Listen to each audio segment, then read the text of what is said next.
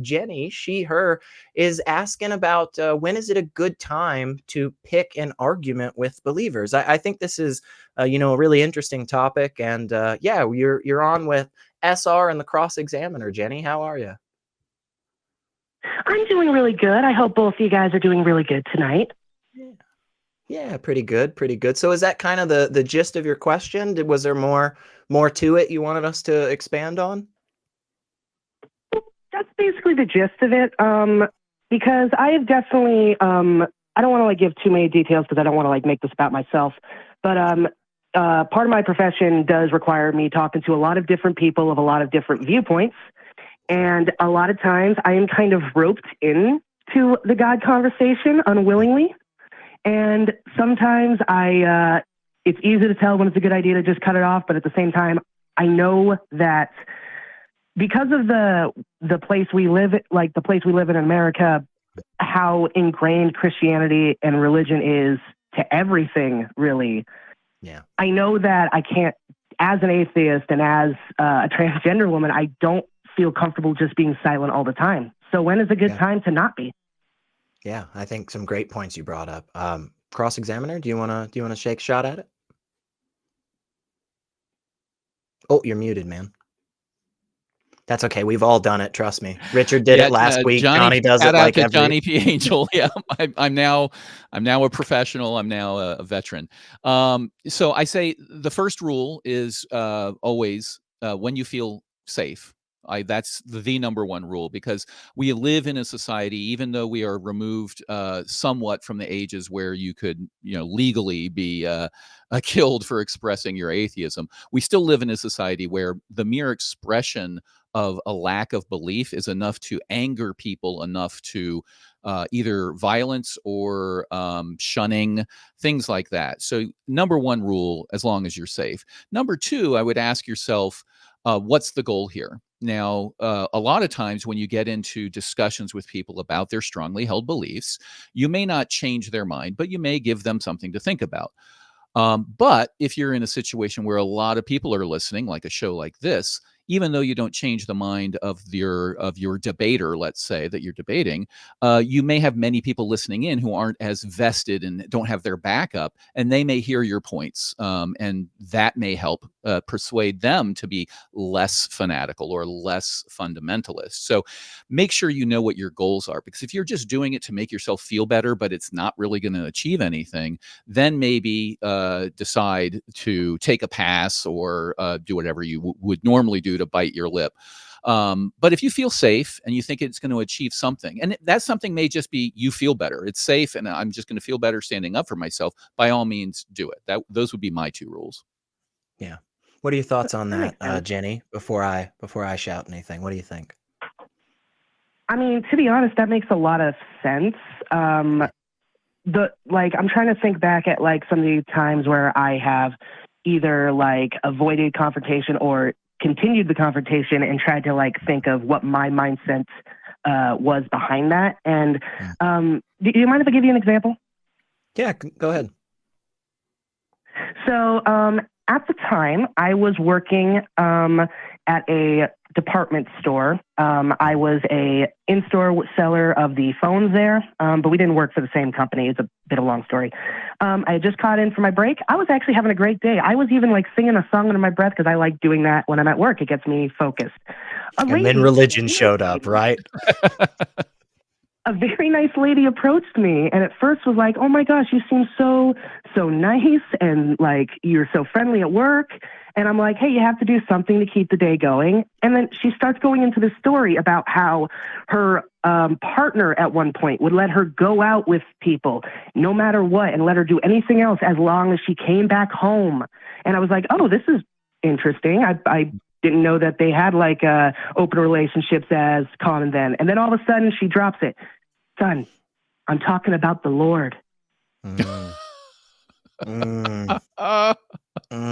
was the partner. Which honestly was gonna. She then went through a whole spiel, and then she started talking about gender. And I was like, "Ma'am, I mean, no disrespect. If you genuinely believe all this, I completely all power to you. I do not. I am transgender, and I do not feel comfortable with this.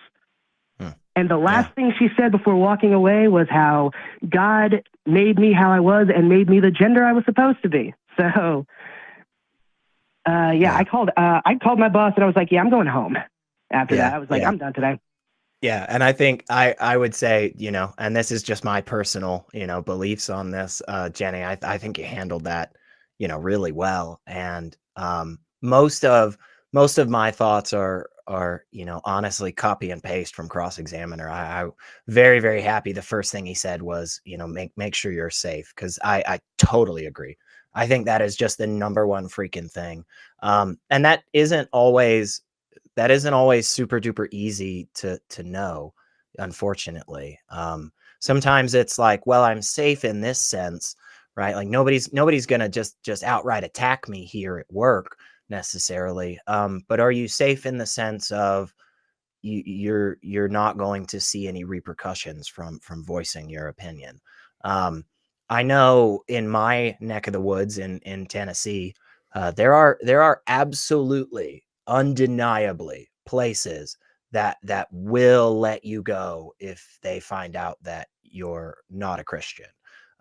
They use the wonderful magic of hiring and firing people to make it not really about the fact that you're not Christian, you know, because then that would be discrimination and that would just be outright illegal, right? But yeah, it's just weird how so many of these people are seemingly the tops, you know, top 5 employees consistently when they do reviews of, you know, people's work and so forth, and then yet they're just suddenly let go like 2 weeks after mentioning that they don't go to church, you know. Just weird how it's totally coincidental, I'm sure. um but yeah, I think your safety and your comfortability is always the number one thing. And then definitely, again, what are the results you're trying to achieve? What is the goal of you engaging further? I can definitely tell you, I've had conversations at, you know, the grocery store checkout line. I've also avoided conversations at the grocery store checkout line.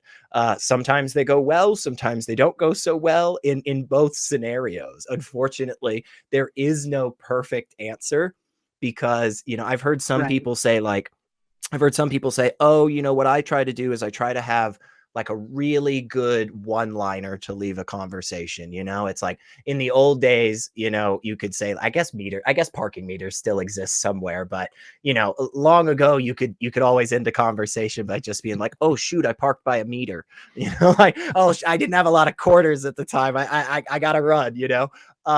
You know, or oh gosh, you know, I think I left my stove on, you know, just something like that. But again, unfortunately, Jenny, there's going to be those people that even when you try to politely get out of a conversation like that, they are still deeply offended and you know, take some they get in that victim mindset very quick. I have seen, unfortunately. But I think if you follow those two kind of main points that Cross Examiner was talking about, that safety and your comfortability, and kind of what is my goal, and is this the best way of achieving it?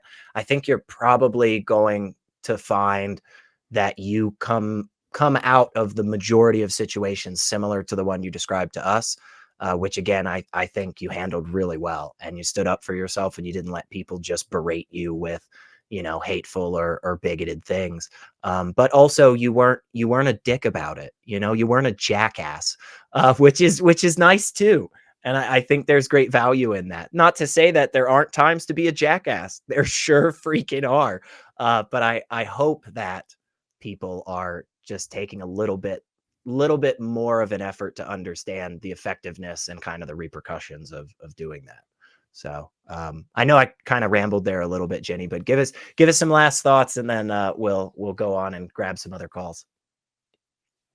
Well, honestly, the only thing I have to say really is thank you, because not only am I going to be able to like use like what I've like talked about and like what we've been able to talk about today in that sense, I'm also a stand-up comedian and I have to deal with confrontation in that side too. I feel like this is just going to help me in just life in general. And I really appreciate that. So thank you so much for taking my call. You two have an amazing day. And thank You you to too. everyone in the chat as well that was sending good wishes. You guys are awesome. Yeah. Yeah, we've got a wonderful Thanks so much. community. Thank you, Jenny. We really do appreciate that. And that's great. That's great to hear you're a stand-up comedian, Jenny. We've got actually, I have noticed we have a good bit. I think it's well known that there's a lot of magicians in the skeptic, secular, atheist kind of community. There's actually a Mhm. good bit of comedians as well.